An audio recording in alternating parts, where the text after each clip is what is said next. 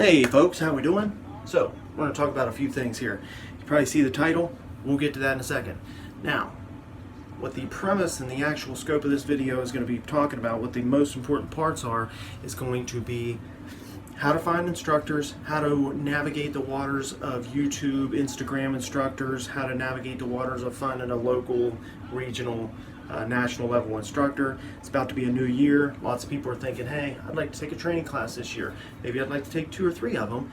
Who is it going to be? What's my goals in relationship to what do I want to do? I want to take a tactical class. Maybe I'm a competition guy and I want to take a tactical class to get my defensive side and tactical stuff sharpened up a little bit, or maybe I'm a tactical kind of guy, a concealed carry type dude, and I want to get my gun handling and my performance shooting side of the house sharpened up. What should I look for? And then also for beginners and things like that, this is a hard thing to navigate. You know, if I was thinking about learning how to play water polo, and I looked up water polo instructors, I wouldn't know if instructor A was feeding me bullshit and instructor B was feeding me the best stuff ever. I don't know. I don't know what I don't know. So I'll give you a little bit of some things to look for and a little bit of a checklist to make so that you can run down through and see what's up. All right. Let's talk about the title, Paul Harrell versus Rob Pincus. All right. Now this is a perfect example of what you're going to get on YouTube, Instagram, things like that. And that is dismissing or condescending towards this technique or that technique or new stuff or old stuff because a lack of context or because it drives clicks and things.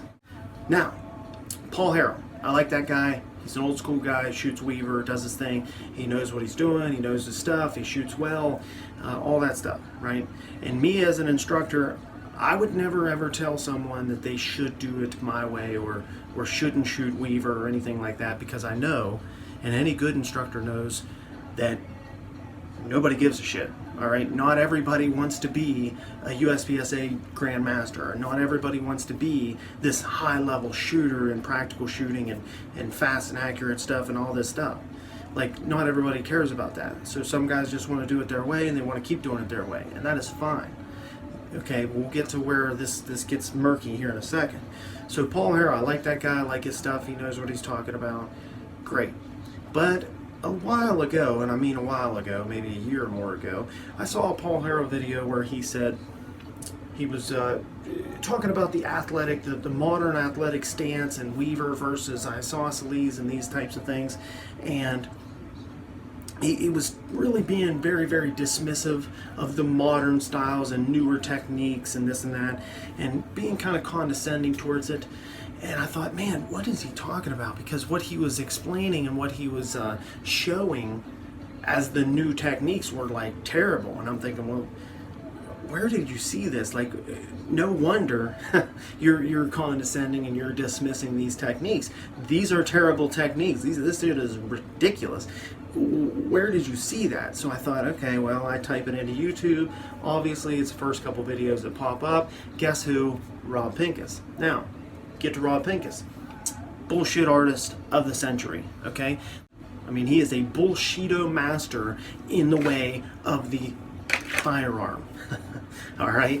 Now, the problem is that Paul Harrell is dismissing and condescending some of these newer modern techniques because of what he saw from bullshit artist of the century, Rob Pincus. And I'm like, ugh, I really wish you would stop doing that. Because one video, it's fine, okay? And he demonstrates what Rob Pincus calls an athletic stance, which is absolutely crazy. And that is feet parallel, terrible for any kind of defensive stance, an athletic stance, fighting stance whatsoever.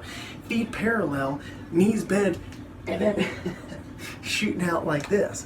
And that's an athletic shooting stance, which obviously, yes, Paul Harrell, make fun of that, dismiss that, condescend to that. That is absolutely insane.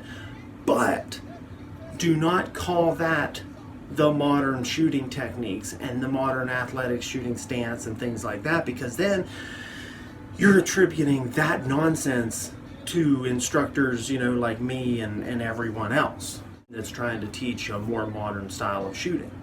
All right. I don't get into isosceles versus Weaver or any of that. I get into, hey, guess what?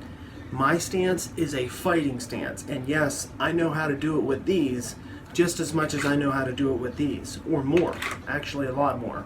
So, the same way I'm going to punch you in the face or kick you in the head, I am going to shoot you then. And I'm just going to bring my pistol up under my dominant eye and form a top triangle of some sort. Don't care if it's equilateral, isosceles, don't give a shit. None of that matters. I'm not using those terms. I'm not putting myself in that box. Okay? Fighting stance. We are fighting. Whether I'm shooting a bad guy or a cardboard target, same thing. And guess what? A fighting stance is a fighting stance because we can move off of it. This this thing, and I mean, I watched the video, and it's just like, whoa. He's cranked out like this, and we don't have to debate on what's better. You know, Weaver, you do you. You do it however you want to. I'll do it however I want to. I'll teach it however I want to. You teach it however you want to. But don't dismiss kind of my camp by taking the absolute worst, the worst of my camp and attribute it. Like, just don't do that. Like, please stop doing that. Okay? Watch some other stuff. And please don't watch the next biggest tactical goober out there. Okay? So anyway, let's get to the other point of this before I talk for 11 freaking minutes about nothing. So, now let's go down through this checklist for you. And that's just a perfect example of what goes on YouTube, Instagram, stuff like that. That little bit of controversy drives clicks, drives views, drives stuff. Hey, I'm waiting to be amused by just putting those two names in the title. Okay, so we got a checklist of a few things.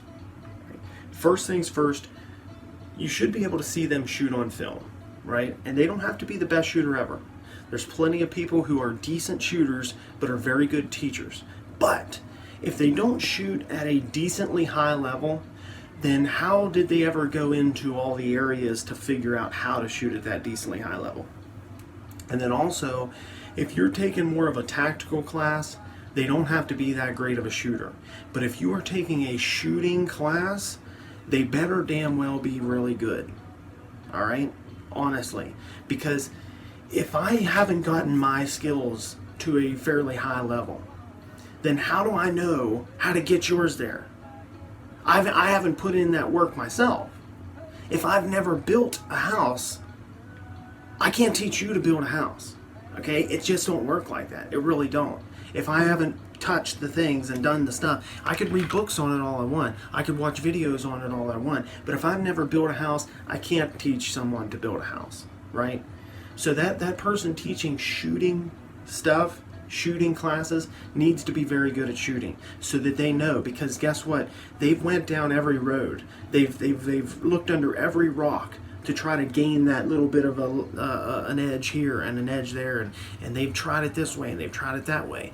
The reason I always have multiple techniques and multiple ways to think about stuff and concepts and things like that is because I've tried them all and I'm constantly experimenting. So look for that. We should never say never or always, right? You should have multiple techniques, multiple things. You should be able to see them shoot on film. They should be at least pretty good to teach tactical classes and very good to teach shooting classes. But just because someone who's very good at shooting doesn't mean they can teach. Michael Jordan, best basketball player, horrible coach. You know, so this is why it's so hard. Okay, their material should be able to, you should be able to see some of their material. You should be able to look them up, look at their social media, something, and see some of their material, get an idea of who that person is, what they're putting out there, and that they are putting that information out there to be judged on it, right? So that's huge. Does it hold water? If you look at the comment section, if someone wants to debate with them, are they putting in a solid debate, or are they just like, you know, giving them one-word answers or condescending, or are they a dick? You know, parroting. are you hearing them parrot shit that someone else said to them? You know, are they teaching something that they learned last week, right? And that's hard to figure out as a beginner, but for us guys that are intermediate, expert guys that have been in the game for a little bit of a long time, really think, really pay attention. And then also ownership. Does it seem like that person is parroting? Does it seem like that person is teaching you a technique that they learned last Tuesday? Or does it seem like that person has a deep understanding of what that is? And a simple question, throw it in the comments or whatever.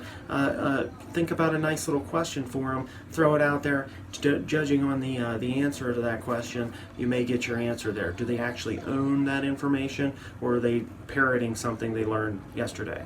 Okay, regurgitating. Simple. You know, if you ask an instructor, let's say like this, if someone asks me, hey, I'm shooting low left, what do I do? I can't answer that. I need more information from you. All right, are you shooting low left by 2 inches, or are you shooting low left by 2 feet? Are you missing the target? At 7 yards, how far low left are you shooting? Are you consistently low left, or are you sporadic? What's going on? And then I need way more information. I'm going to ask you as many questions as you ask me to try to figure out the answer to that. You know, a lot of instructors will say, if you're shooting low left, you're doing one of 3 things.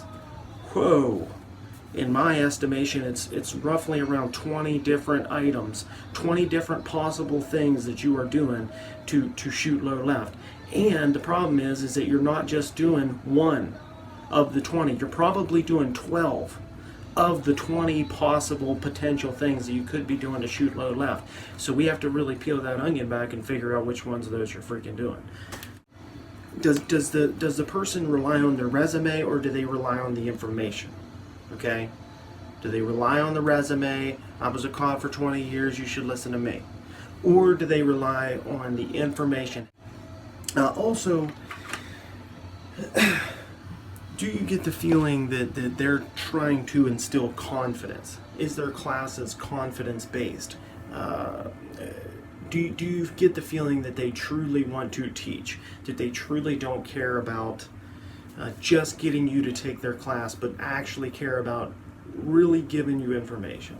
I know I've gravitated to several people just based on how willing they are to give the information out, and how much I truly feel like they like helping people. Okay, I'll give you guys a couple people to think about training with that are national level people. Okay, Tim Herron, okay, huge USPSA GM, awesome guy, extremely nice, has lots of ways to get you slick, lots of ways to get you better. Scott Jedlinski, if you're doing the red dot thing, really cares about you getting better. Okay, really gives you that guarantee you will get a lot better today. Frank Proctor has a way of doing things that I steal probably more shit from him than anyone. That fluid slickness I'm always talking about, doing things really fluid, making things look slow but they're actually really fast. That's Frank Proctor in a nutshell. Really slick. And he was an SF guy for 20 years and face shooter and all this stuff, and he's all about competition and being really slick at running the guns and doing the things. So huge. Steve Fisher on the tactical side of the house. Steve knows his shit up, down, inside and out. Been doing this forever. One of the very best. Just give you the real, and that's it. Okay. Mike Pannone, really good concealed carry stuff. He's a competition shooter, but also SF guy. Matt Little from the Illinois area. He's an SF guy, competition.